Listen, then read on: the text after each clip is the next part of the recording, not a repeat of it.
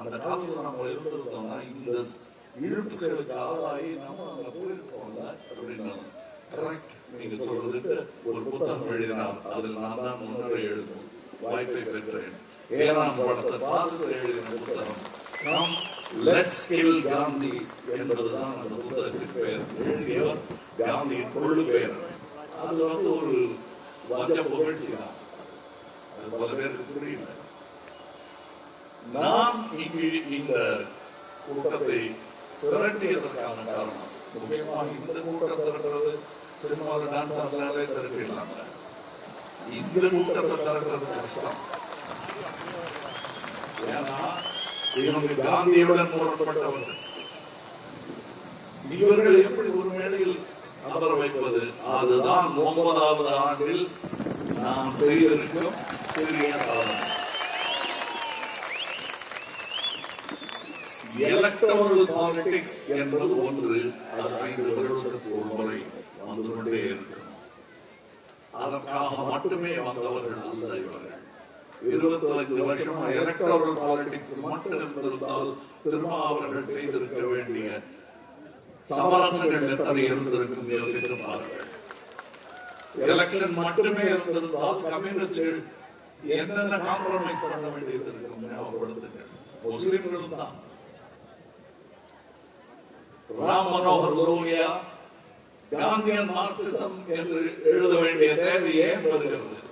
அனைவருக்குமானவர் என்பதை வாழ்வில் தன்னுடைய செய்தியாக கொடுத்து சென்றவர்.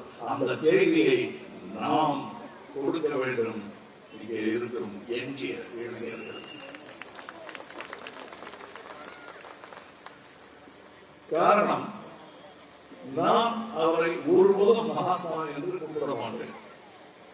காரணம், பூஜைக்குரியவராக ஆக்கிவிட்டால் அந்த கோவிலை மூடுவதற்கு கூட வழி உண்டு. நீங்கள் வரக்கூடாது அங்கே, அது எங்கள் கோவில் என்று உரிமை கொண்டாடுவதற்கு கூட வழி உண்டு. அவர் எங்களில் ஒருவர். என் தாத்தா, இவர்கள் தாத்தா, எங்கள் குடும்பத்திற்கு மூத்தவர் அவர். நாங்கள் சாடுவோம், போற்றுவோம், வணங்குவோம்.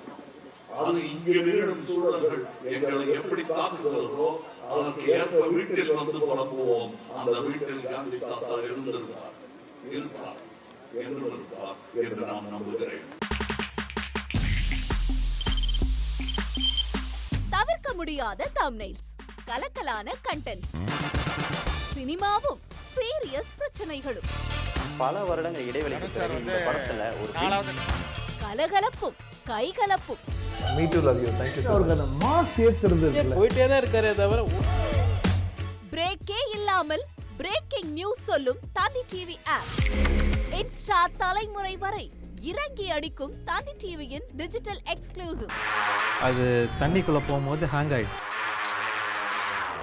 உங்களுக்கு விஜய் சார் எந்த அளவுக்கு ரொம்ப பிடிக்கும்? Of course, Malayalis are huge Vijay sir fans. ரெண்டு பேருமே ரொம்ப பிடிக்கும் எனக்கு. தந்தி டிவி ஆப்பை இலவசமா டவுன்லோட் செய்யுங்க. ஃபாலோ பண்ணுங்க, சப்ஸ்கிரைப் பண்ணுங்க, என்ஜாய் பண்ணுங்க.